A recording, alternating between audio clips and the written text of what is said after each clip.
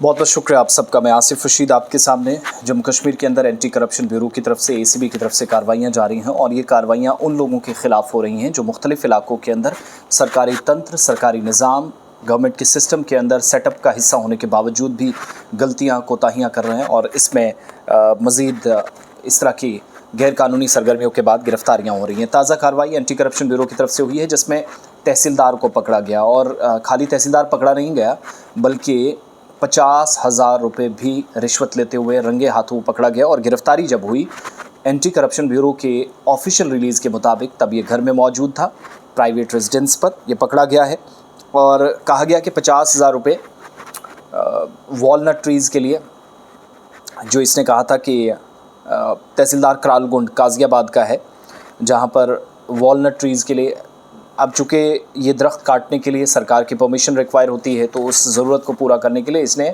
शिकायत करंदा से या जो कंप्लेनर है उससे 50,000 रुपये लिए।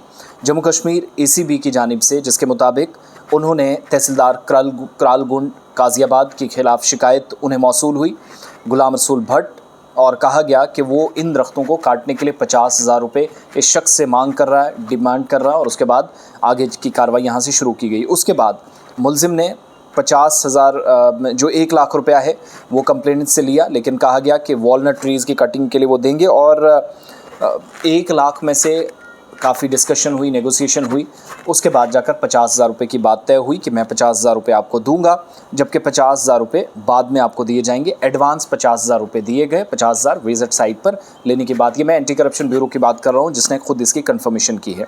उसके बाद कहा गया कि जिस शख्स ने शिकायत की वो पैसा नहीं देना चाहता था, उसने ACB के साथ रब्ता किया कि कानूनी कार्रवाई हो और बयान के मुताबिक कंप्लेंट की वेरिफिकेशन हुई, तहकीकाती अमल शुरू किया गया, FIR लगी 4/2025 under section 7 of prevention of corruption act 1988 anti corruption bureau के थाने में, और साउथ कश्मीर के अंदर तहकीकाती अमल आगे बढ़ा।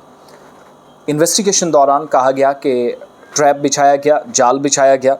गेजेटेड रैंक का जो ऑफिसर है गुलाम रसूल भट्ट, जो एक तहसीलदार है, इसको इस जाल में फंसाया गया। 50,000 रुपये लेते हुए रंगे हाथों इसकी गिरफ्तारी हुई और कंप्लेनेंट जो शिकायत करंदा था वो भी मौके पर मौजूद था और आज़ाद गवाहों की मौजूदगी में इसकी गिरफ्तारी अमल में लाई गई। उसके बाद मौके से ACB ने गिरफ़्तार करके आइंदा का जो कानून के मुताबिक प्रोसेस होता है, अमल होता है, वो कंप्लीट करने के लिए पैसा भी इससे रिकवर कर लिया गया जो ये ले रहा था, प्लस ट्रैप टीम ने इसको अपने साथ लिया। आज़ाद गवाहों के बयानात भी दर्ज किए। इसके अलावा कहा गया कि इसके प्राइवेट रेजिडेंस पर भी हुआ ये कि वहाँ पर भी छापे पड़े और क्योंकि कंप्लेंट जिस हिसाब से थी उस हिसाब से कार्रवाई की गई और इन्वेस्टिगेशन आगे बढ़ी ACB की इस रिपोर्ट के मुताबिक। तो दफ्तर से लेकर घर तक ये पूरा तंत्र काम कर रहा था।